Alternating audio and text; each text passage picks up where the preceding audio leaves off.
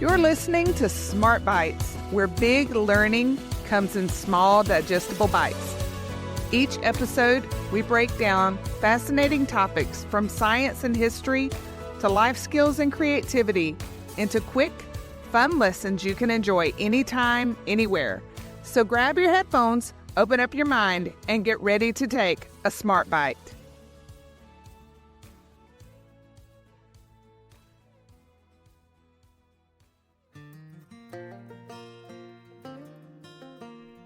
Well, hey y'all, and welcome back to Smart Bites. Tonight, we'd like to share a story. Not a story about kings or superheroes, but about something far more powerful, a grandfather's legacy. If you ever sat on a front porch and listened to the wisdom of someone who lived a little longer than you, if you've ever lost someone you loved and wished you could hear their voice one more time, then this is a story for you. The Last Letter from Grandpa is a tale of family, faith, forgiveness, and the lessons that remain long after someone has gone home to be with the Lord. It's a reminder that the greatest treasures we leave behind aren't found in bank accounts or family heirlooms, but in the lives we touch and the faith we pass on. So pull up a rocking chair, pour yourself a glass of sweet tea, and settle in between the shade of an old southern oak tree.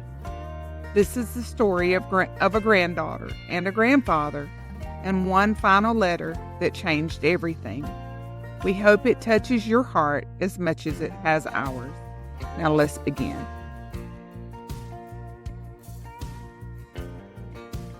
There are some places in this world that never really leave you. No matter how many years pass, no matter how far you travel, they stay tucked away in your heart like a favorite photograph. For me, that place was my grandfather's porch.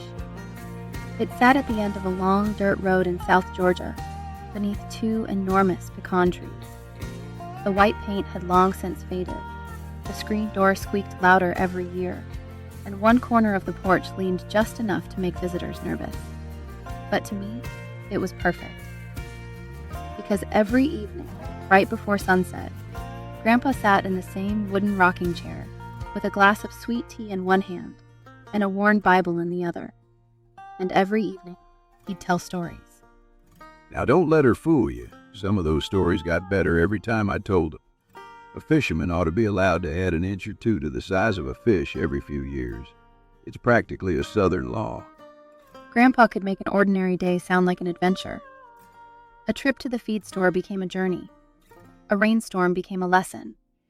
A broken tractor became a sermon. I never realized then that he was teaching me far more than stories. He was teaching me how to live. You see, child, most people spend their whole lives chasing big moments. But God tends to hide his miracles in ordinary places.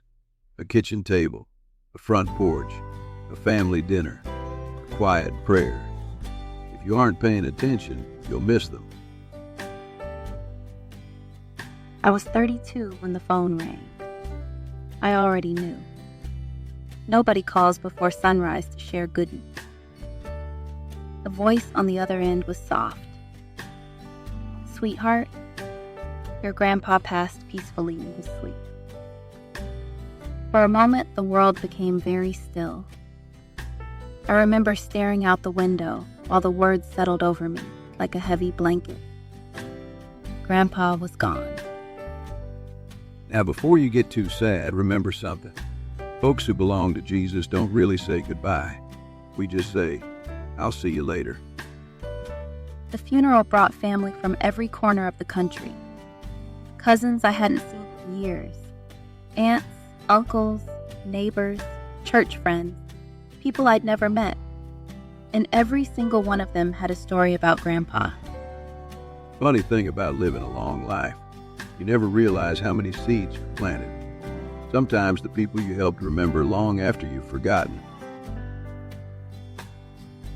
The day after the funeral, I stayed behind to help clean out the farmhouse.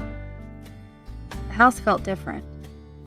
quieter, as if it knew something was missing. While sorting through Grandpa's desk, I found an envelope. Across the front, written in his unmistakable handwriting, were 5 simple words.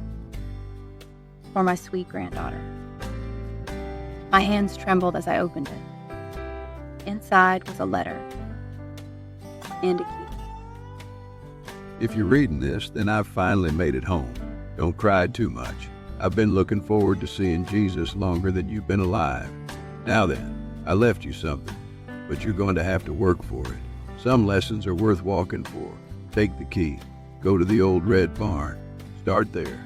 Love, Grandpa. The old barn stood exactly where it always had. Weathered boards, rusty hinges, the smell of hay and time. The key fit a small wooden chest hidden behind Grandpa's workbench. Inside was another letter and an old photograph. That's me and your grandmother, summer of 1958. I knew I wanted to marry her the first time she laughed at one of my terrible jokes. Truth be told, she laughed because she felt sorry for me. But don't tell anyone. I smiled through tears. Grandma had been gone nearly 2 years. Yet somehow hearing Grandpa talk about her made it feel like they were both standing there. Lesson number 1, love is a choice, not a feeling. Feelings come and go. Real love stays. It stays during sickness, during arguments, during hard times, during loss. That's the kind of love God showed us, and it's the kind worth giving away. Now head to the fishing dock. The fishing dock stretched into the same lake where Grandpa had taught me to fish. I found another box beneath the loose board, another letter, another memory. You remember that day you fell into the lake? Cried for 30 minutes. I laughed for 30 years. I couldn't help but laugh. He wasn't wrong. Lesson number 2, life will knock you into the water. Every single person gets thrown in eventually. The question isn't whether you'll fall. The question is whether you'll get back up. God never promised smooth sailing. He promised he'd be in the boat with us. Never forget that. Now head to the church. The little white church stood on a hill overlooking the field. I had sat beside Grandpa there nearly every Sunday of my childhood. Inside, taped beneath the pew where we always sat, was another envelope. Lesson number 3, faith isn't something you wear on Sundays. It's something you live on Mondays, and Tuesdays, and Wednesdays. Real faith shows up when life hurts, when prayers seem unanswered, when hope feels distant. That's when faith matters most. Anybody can praise God when the sun is shining. Faith learns to sing in the storm. By now the sun was beginning to set. Only one clue remained. Meet me beneath the old oak. The giant oak tree stood at the edge of the property. The same tree where Grandpa once taught me how to pray. The same tree where we buried childhood pets. The same tree where he told stories for decades. At its base was one final box. Inside rested the last letter. My dear granddaughter, if you've made it this far, then you've followed every step. Good, because this last lesson is the most important.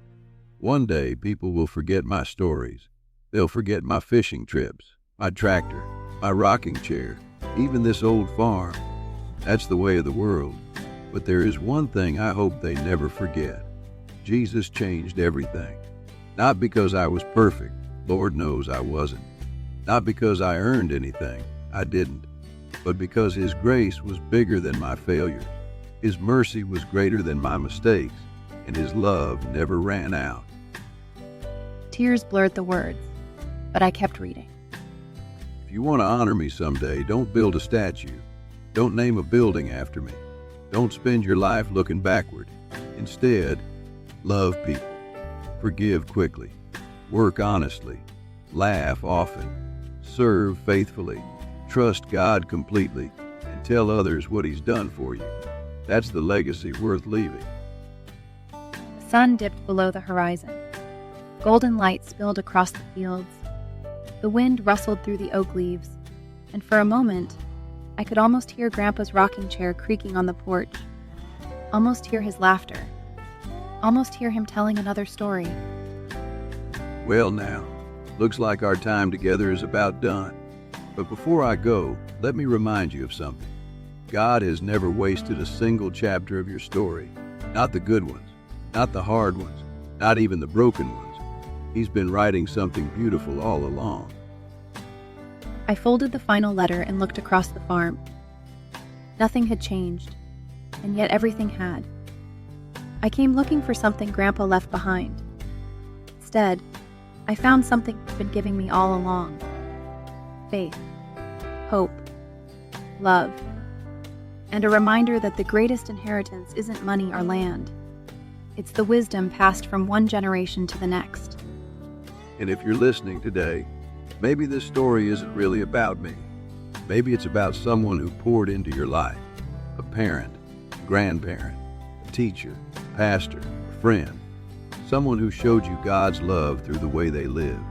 If they're still here, tell them thank you. And if they've already gone home, carry their lessons forward. That's how love keeps living. Because every life tells a story. Every story leaves a legacy. And every legacy points to the one who writes the ending. Until we meet again, we'll keep telling the stories, and we'll keep the faith. Well, friends, that's our story for today. You know, stories like this remind us that life isn't measured by the number of years we live, the money we earn, or the things we collect. It's measured by the people we love, the faith we share, and the memories we leave behind. Maybe as you listen today, someone came to mind, a grandparent, a parent, a teacher, a pastor, or a friend. Someone who helped shape the person you've become. If they're still here, take a moment to tell them what they meant to you. Give them a call, send them a message, sit down and listen to one more story. And if they've already gone home, carry their lessons forward, share their stories, pass their wisdom on to the next generation. Because that's how legacies live on. As Grandpa reminded us, the greatest inheritance isn't found in a will or a bank account. It's found in faith, love, kindness, forgiveness, and the lives we touch along the way. Thank you for spending this time with us beneath the shade of the old oak tree.